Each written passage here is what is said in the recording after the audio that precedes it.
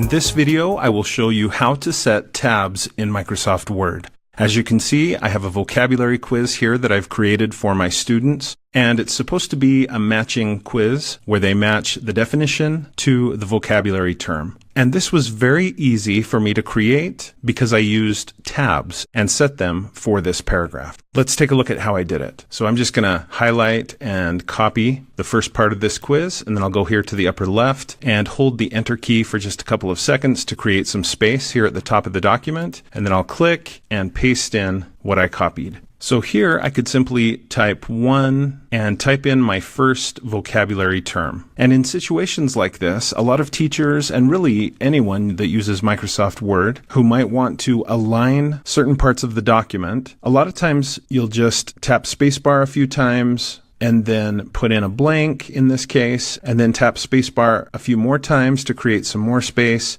That is the tedious way to do what I'm going to show. Tabs are much better, much faster. So now that I've typed my first vocabulary term, I'm going to set a tab. And step 1 for that is to enable rulers. You can see here in my document, I don't have the rulers visible. There should be a ruler here and a ruler here at the left. To enable those, I just go to View, and here in the Show group, there's Ruler, and I'll just check the box. Now I get my rulers, and along with the rulers, I also get this symbol here at the left. If you put your mouse pointer over the top of it, it'll tell you what it is. This is the left tab symbol. Now, if you click on that, it will change to other types of tabs. In this video, I'm going to focus exclusively on the left tab, but if the video proves to be popular, I'd love to show you the other kinds of tabs and how to use them. So making sure that the left tab is selected here at the left, you don't have to click on it as long as it's showing. Just go over here to the ruler and make a guess where you'd like your tab to be placed. Now, before you click to place that left tab, it's important to notice where your flashing cursor is located. For me, it's here in question number 1. That's exactly where I want it to be. But whatever paragraph your flashing cursor is in, that's where the tab will be set up.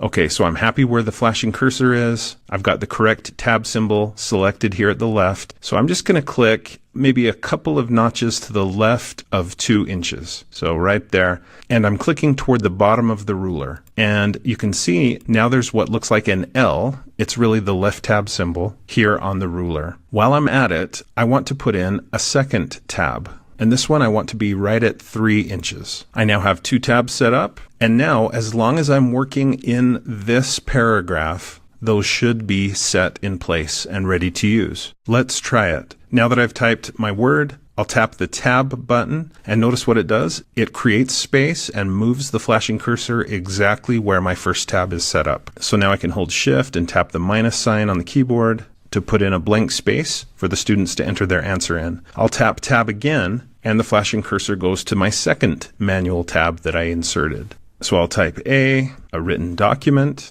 and I'll just tap Enter on the keyboard, put in my second vocabulary term, and a definition. It's not the right definition, to make different.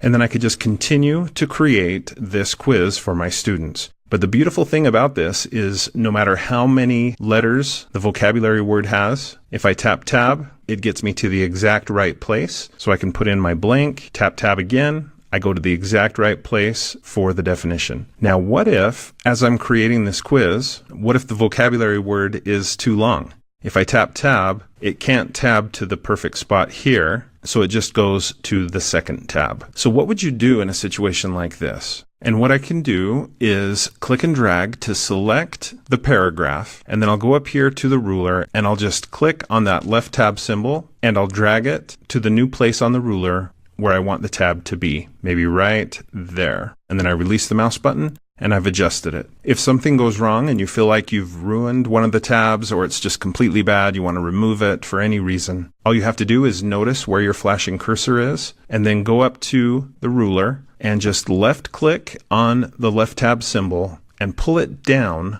onto the document. Basically, you're pulling it off the ruler. When you release the mouse button, look what happens. That tab is removed, and instead there's just a traditional default tab, and the manual tab that I had set up is gone, at least for that line where my flashing cursor was. If I wanted to remove all of them at once, I should have clicked and dragged to select all of the text, and then I could have clicked here on the left tab symbol and pulled it down, and it would have adjusted all of them at once. I'm going to undo that. If you'd like to use more complex tabs in your Word document, all you have to do is go to the Home tab, go to the Paragraph group, and click this Launch button here in the corner. And then if you go to the lower left corner of the dialog box that pops up, you can click on Tabs, and this will give you lots of different options. You can set up new tabs. You can see that Word already identifies that I have 2 tabs, but let's set up an additional one at 5 inches. It's going to be a left tab. Do I want it to have a leader? Basically, do I want to have dots or dashes or a solid line in front of that tab? I'll go with the dashes just so you can see what that's like. So a tab at 5 inches with a dashed leader. It looks like I've set that up, but I really haven't until I've clicked Set and then OK. So let's try it out. Now when I tap Tab, the flashing cursor goes to 5 inches and I have a leader that appears. So again, if you want more advanced tabs in your Word document, go to Home, Paragraph, Launch button, and then Tabs. So with what I've shown you in this video, you should be able to use tabs the way most people will want to use tabs. If this video proves to be popular, I'd love to show you all the other bells and whistles,